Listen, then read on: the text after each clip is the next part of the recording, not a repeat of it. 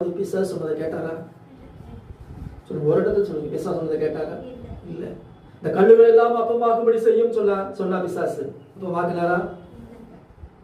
தேவாலய துப்பறிக்கையில நிறுத்தி நீ தாழ குதியும் என்று சொன்னார், குதித்தாரா? இல்ல. நீ சாஷ்டாங்கமாய் விழுந்து என்னை பணிந்து கொள், எல்லாவற்றும் உனக்கு தருகிறேன் என்று சொன்னார், பணிந்து கொண்டாரா? இல்லை. இதுதான் நமக்கு ஒரு முன்மாதிரி.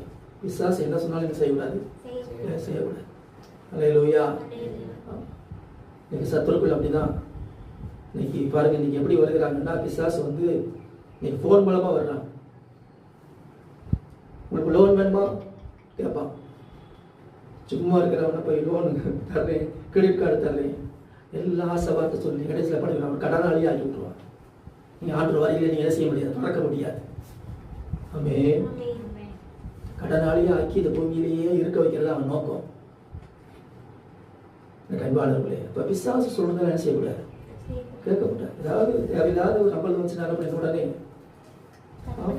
ஆமே பழக்கம் விட்டுட்டே இருக்க கூடாது. அல்லேலூயா, அல்லேலூயா. கட் பண்ணி விட்டுரும். கண்பாளர்களே, பிசாசு அப்படிதான் கிரியை செய்கிறேன். இன்னைக்கு ஆன்லைன் மோசடி பயங்கரமா வேலை செய்து கொண்டு இருக்கிறது. ரொம்ப கவனமா இருக்கணும். உங்களுக்கு திடீர்னு நான் உங்களுக்கு 50,000 உங்களுக்கு பரிசு வந்துருக்கோம்பா, 50,000 யாராவது ஒருத்தருக்கு கொடுக்க முடியுமா? அதை நம்பி இன்னைக்கு எத்தனை பேர் மோசம் போறாங்க. கவனமா இருங்க. ஆமே. எந்த ஒரு மனுஷனும் ஒரு மனுஷன் இலவசம் 50,000 கொடுக்க முடியுமா? முடியாது. இல்லை. அப்ப அதை நம்ம லாஜிக்கா யோசித்து பார்க்கணும். கொடுக்க முடியாது. என்னது, இது ஒரு மோசடி, இது ஒரு பிசாசு என்பதை அறிந்து நம்ம என்ன செய்யணும், அதுக்கு விலக வேண்டும். அல்லேலூயா. சோதனம். அப்ப ஆண்டவராகிய இயேசு கிறிஸ்து பிசாசு சொன்னதெல்லாம் கேட்கவே இல்லை, எதிர்த்து நின்ற.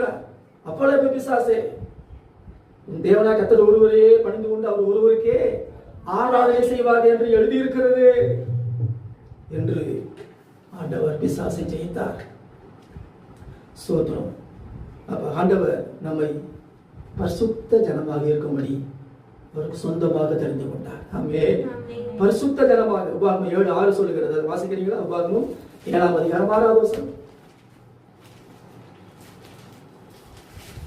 நீ உன் தேவனாய கர்த்தருக்கு பரிசுத்த ஜனம், பூச்சக்கரத்தில் உள்ள எல்லா ஜனங்களிலும் உன் தேவனாய கர்த்தர் தமக்கு சொந்தமாக இருக்கும்படி தெரிந்து கொண்டார். அவருக்கு சொந்த ஜனம். அது எப்படிப்பட்ட ஜனம்? பரிசுத்த ஜனம். ஆமே, பரிசுத்த ஜனம். சோதரம். அதைத்தான் 135ஆம் சங்கீதம் 4வது வசனத்தில் அதைத்தான் வாசிக்கிறோம். நானே வாசிக்கிறேன்.